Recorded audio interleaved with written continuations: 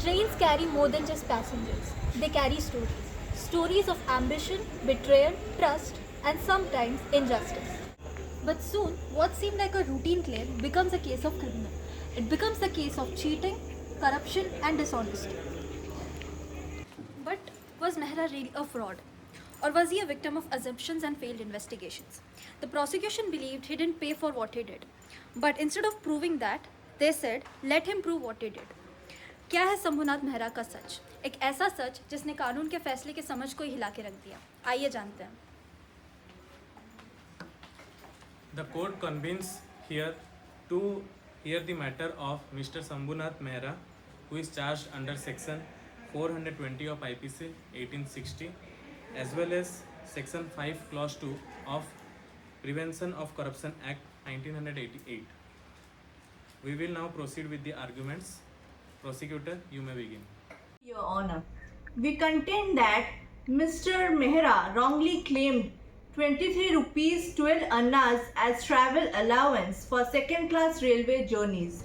Our main argument is that he didn't actually pay for second-class tickets on those dates, and yet he claimed the full fare.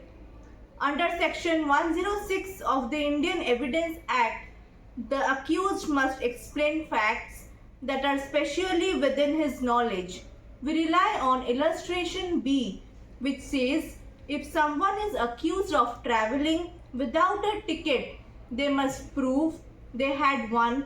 Mr. Mehra knows if he bought the ticket, so he should prove it. हाँ जी मिश्रा जी बोलिए। हाँ हाँ आपका काम हो जाएगा। हाँ contract clear कर देंगे, चिंता मत कीजिए, बात कर लिए हैं। आप बस मिठाई का डब्बा भेज दीजिएगा। हाँ जी हाँ जी, चलिए रखते हैं। हाँ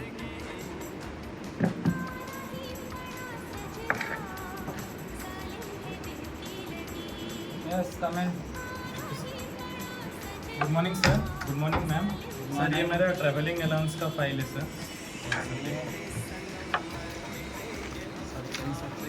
अरे यार आप हमेशा की तरह फॉर्म क्यों भूल जाते हैं?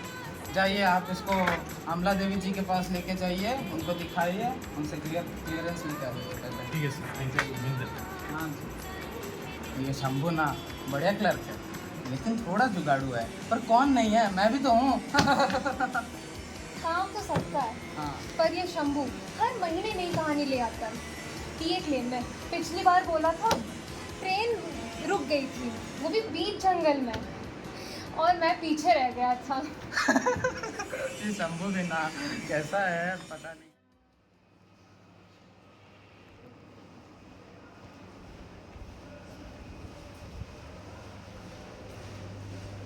गुड मॉर्निंग अमला मैम। गुड मॉर्निंग शंभू जी, बताइए। मेरी टीए क्लेम की फाइल जो कि अजमेर से अबू रोड और अजमेर से रिंगस के लिए है, और दोनों सेकंड क्लास टिकट है। Second class? हाँ शंभू जी, आप तो हमेशा कह रहे थे कि बजट टाइट है, ट्रेन में सेकंड क्लास, वो भी दो बार। मैम मेरे जीवन में भी कभी कभी लग्जरी का मौका आता है। दीजिए सेकंड क्लास टिकट, देखते हैं। मैम वो टिकट मेरे पास अभी फिजिकली अवेलेबल नहीं है मैम। तो हम रजिस्टर में लिखेंगे कैसे आपका नाम? आप जाइए, हम देखते हैं क्या कर सकते हैं। ठीक है मैम, ट्राई कीजिएगा। हाँ जाइए। ये लीजिए मैम मेरा फाइल। Thank you. जाइए। चाय समोसा ले लो। मैं कब चाय लेना? और भैया आपको क्या लगता है इस बार आरसीबी जीतेगा? क्या लग रहा है? ओए शंभू जी, चाय पी रहे हो? चलो जज के साथ भी एक चाय पीना, चलो। क्या हुआ सर? मैं तो रिंगस जाने वाला हूँ, कुछ भूल गया क्या सर? हाँ, उस दिन तो नहीं लाए थे टिकट। चलो जज के पास चलो। अरे नहीं सर, ऐसा नहीं है। चलो आ दो। अरे साथी मेरे पैसे। My lord, let's not forget how this case started. The charge said for journeys performed, which means the prosecution itself accepted that the travel happened. According to the literal rule of interpretation, we must go by the plain meaning of the words. They cannot now backtrack and argue that travel did not happen. Prosecutor, Please clarify how you are applying section 106 in this case. Certainly, Your Honor. Using the purposive rule of interpretation, the law should be read in a way that serves its real goal, preventing public servants from misusing funds. If we let people make false travel claims without asking for proof, we would defeat the law's purpose. But under Section 101 of the Evidence Act, the prosecution carries the burden of proof. Section 106 is an exception and must be used carefully. The rule of strict construction tells us not to stretch it beyond what it's intended. So, prosecutor, is there any evidence that proves your argument? Your Honor, in evidence we have a statement from booking clerk Ram Dayal. According to him, the dates mentioned there were no second-class tickets issued from Ajmer to Abu Road or Ringas. Your Honor, this evidence upholds our case. Also, the passengers often used to pay the difference on board if second class is not vacant. Exactly, and the state did not check those records. They had full access to railway logs and departmental registers. According to the doctrine of due diligence, they were supposed to examine all possible sources of proof. But still, Mr. Mehra should have kept some receipts or remembered something. It's suspicious to claim reimbursement years later with no proof. This mischief rule applies here. We must read the law in a way that stops fraud. But that should not mean the accused has to remember tiny details from years ago. The golden rule tells us to avoid absurd results. Expecting perfect memory from 1948 during a retrial in 1956 is not fair. The travel happened in 1948. The case was filed in 1950. Charges came in 1951. Now we are in 1956. That delay makes it very hard for the accused to defend himself properly. Your Honor, but shouldn't the accused still give the explanation? He said back in 1951 that it was humanly impossible to remember the details after so much time. The state, on the other hand, had all the official records. Their failure to use them weakens their case.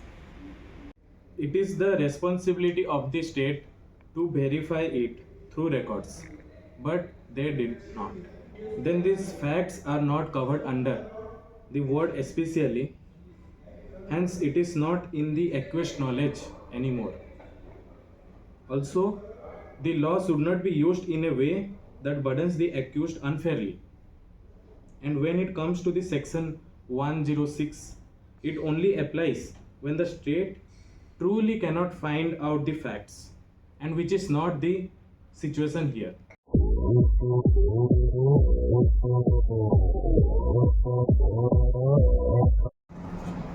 My grandmother always said, never trust a man who folds his tickets.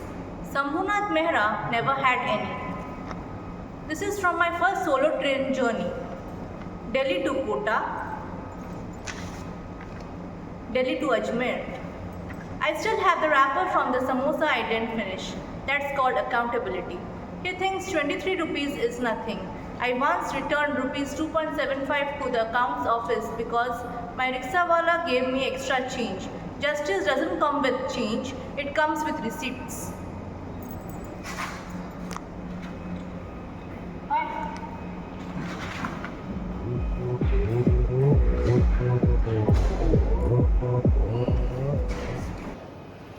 Look, I'm not trying to say Shambhuji is innocent. All I'm trying to say is that the state is way too lazy to prove that he is guilty. And if being forgetful is a crime, then I would like to formally apologize to my Sanskrit teacher.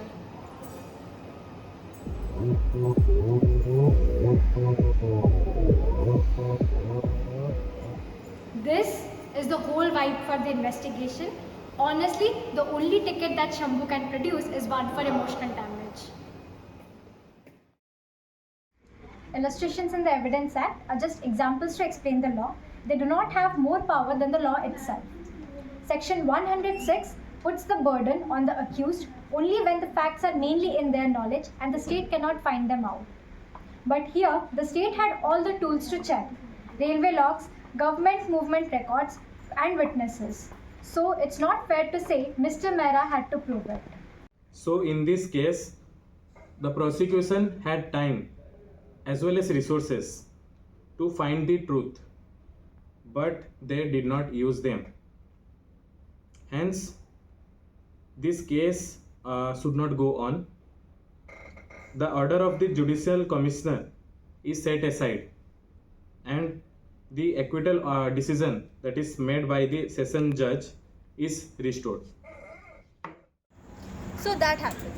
A 6-year trial, 3 courts, 1 missing ticket, and the nation was unchanged. Section 106 sounds intense, right? Turns out it just means don't blame people for things you could have figured out yourself. Wild concept. You would think a legal system would have a better memory than a middle-aged man who boarded a train 7 years ago. But here we are. They thought forgetting meant lying. Turns out forgetting just meant being human. This case wasn't about travel, it was about trust and how institutions break down when the burden of truth falls on the wrong shoulders. So आज के लिए बस इतना ही. I have to catch a train. But तब तक आप लोग सावधान रहें और सतर्क रहें.